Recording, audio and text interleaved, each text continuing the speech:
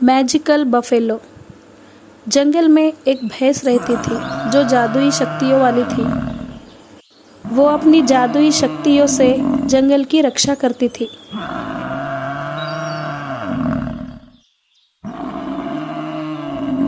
एक दिन एक बाघ पास की जंगल में आता है।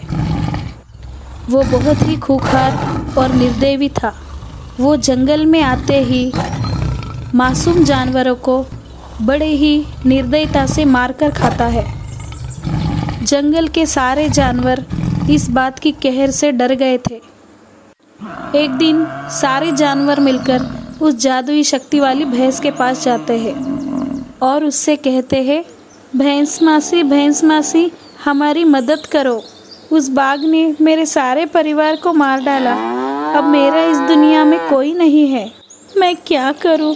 और हिरन कहता है, उसने मेरी माँ को भी मार दिया। यूँ कहकर सारे अपना अपना दुखड़ा बताने लगते हैं।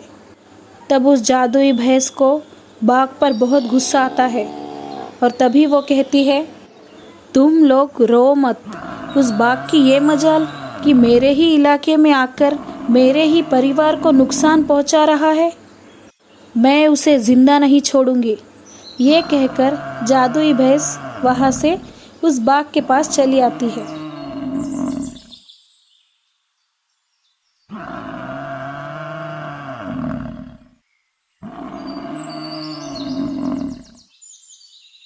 बाघ उस जादुई शक्ति वाली भैंस के सामने कमज़ोर पड़ जाता है और कहता है और सोचता है कि अब मुझे ताकत से नहीं बुद्धि से काम लेना होगा। भैंस, मुझे माफ़ कर दो, मुझसे गलती हो गई। मैं ऐसी गलती दोबारा नहीं करूँगा। देखो, मुझे माफ़ कर दो। ठीक है, मैं तुझे छोड़ देती हूँ, पर तू इस जंगल में रहने लायक नहीं है। तू इसी वक्त इस जंगल को छोड़कर चला जा। फिर कभी इस जंगल में आने की कोशिश मत करना, वरना तुझे मैं जान से मार दूंगा। ये सुनकर बाघ वहाँ से भाग जाता है। बाघ बहुत घायल हो चुका था। वो भागते भागते थक जाता है। उसके पास भागने की भी ताकत नहीं थी। वो भागते भागते दर्द के मारे एक पेड़ के नीचे बैठ जाता है और फिर कहता है, अरे ओ भैंस, मैं तुझे नहीं छोड़ूंगा। तूने मुझे इस जंगल से निकालकर अच्छा नहीं किया है। बाघ फिर से चुपके से जंगल पहुंच जाता है और सबसे छुपकर जानवरों का शिकार करने लगता है। फिर एक दिन हाथी हिरन से कहती है, अरे हिरन, पता नहीं, मुझे कुछ दिनों से इस जंगल में गड़बड़ लग रही है। क्या मतलब?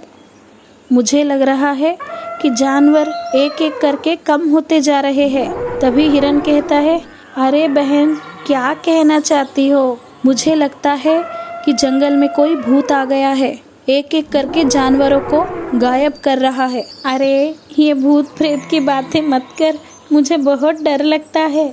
यूँ बातें कर ही रहे होते हैं कि तभी वहाँ खरगोश आता है। अरे दोस्त, क्या तुमने मेरे बच्चों को देखा? वो दिखाई नहीं दे रहे हैं। तभी वो कहते हैं, अरे यही कहीं होंगे, तुमने ठीक से देखा नहीं होगा। नहीं, मैंने सब जगह देख लिया, पर वो कहीं नहीं मिल रहे हैं। पता नहीं कहाँ चले गए हैं।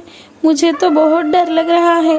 तुम परेशान मत हो बहन, चलो हम सभी मिलकर ढूंढते हैं। यूँ वो सब बच्चों को ढूंढने के लिए निकलते हैं। ये सब दूर खड़ा हुआ बाघ देखते रहता है और वो मन ही मन खुश होने लगता है। तुम सब मुझे ढूंढते रह जाओगे और मैं किसी के हाथ नहीं आऊंगा।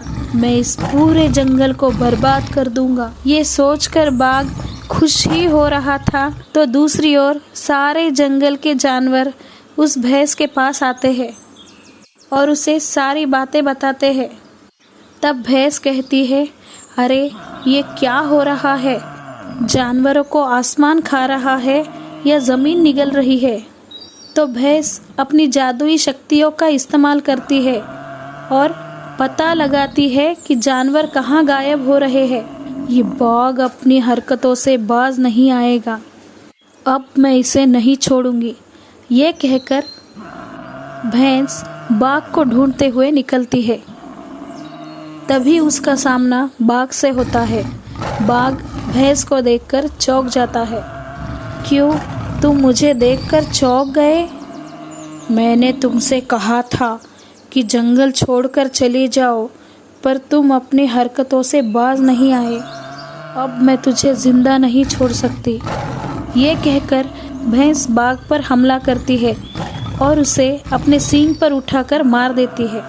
ये देखकर सारे जानवर खुश हो जाते हैं और फिर से जंगल में खुशियाँ छा जाती है। काफ़ी दिनों से चीता एक अच्छा शिकार ढूंढ रहा था। कई दिन हो गए थे, ना उसने अच्छे से कोई शिकार किया था और ना ही ढंग का खाना खाया था। और इसका कारण था उसका टूटा हुआ पैर। वो उसके टूटे हुए पैर के कारण ना ही कहीं ढंग से चल पाता था और ना ही शिकार कर पाता था। इस वजह से वह बेहद परेशान था और सोच में पड़ गया था। अगर ऐसे ही चलता रहा तो भूख के कारण मैं मर जाऊंगा। मुझे इसके लिए कोई दूसरा उपाय ढूंढना होगा। काफ़ी विचार करने के बाद चीते को एक अच्छा सा सुझाव सूझा और वो मन ही मन बेहद खुश हो गया।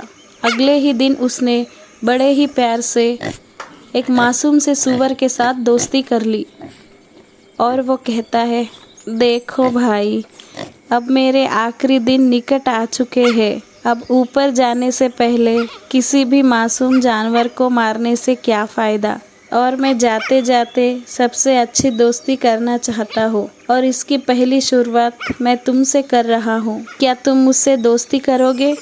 मैं तुम्हें कोई नुकसान नहीं पहुँचाऊँगा। मरने वाले की आखिरी इच्छा समझकर इसे कबूल कर लो और मेरे से दोस्ती कर लो। अगर तुम सच कह रहे हो तो मैं तुम्हारी बात पर भरोसा करता हूँ, मगर तुम मुझे कोई नुकसान नहीं पहुँचाओगे। बेचारा भोला भाला सूअर चालाक चीते की बात में आ जाता है और उससे दोस्ती करने की भूल कर बैठता है। लेकिन अचानक चीते ने अपना असली रंग दिखा दिया तो चीता उसका शिकार करके उसे खा जाता है। जब बाकी जानवरों ने चीते से सूअर के बारे में पूछा तो चीता ये कहकर बात को टालता है कि वो कुछ दिनों के लिए दूसरे जंगल में गया है। कह रहा था कि वो अपने किसी रिश्तेदार से मिलने जा रहा है और कुछ ही दिनों में जल्दी वापस आ जाएगा। कुछ जानवरों को चीते की बात पर संदेह तो हुआ, पर वो कुछ कह नहीं पाए। चीते ने अगला दोस्त गधे को बनाया और फिर वही चक्कर चलाया।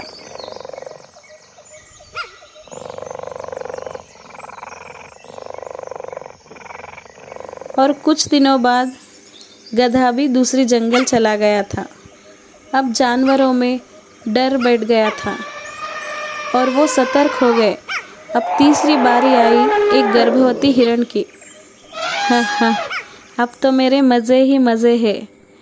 अब मेरा पैर भी ठीक होने वाला है, मगर मैं रोज़ इसी तरह से अपना शिकार किया करूँगा। कौन बेकार में भागा दौड़ी करके मेहनत करेगा जब आराम से घर बैठे शिकार मिल रहा हो। अब उस हिरण की बारी, अब उसका शिकार करूँगा। काफ़ी स्वादिष्ट होगा उसका मांस और उसके पेट में पल रहे बच्चे का भी। ये सोचकर ही मेरे मुंह में तो पानी आने लगा है।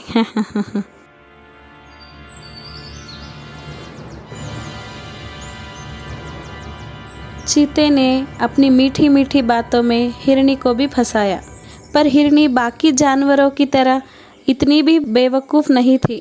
वो बस एक सही मौके के तलाश में थी। वो मौका उसे मिलते ही वो उसे अच्छे से सबक सिखाना चाहती थी। और आखिरकार चीता ने अपना रंग दिखा ही दिया, उस पर हमला कर दिया और वो खुद एक पेड़ से जाकर टकरा गया, जिससे उसका जख्मी पैर पहले से भी और ज़्यादा जख्मी हो गया।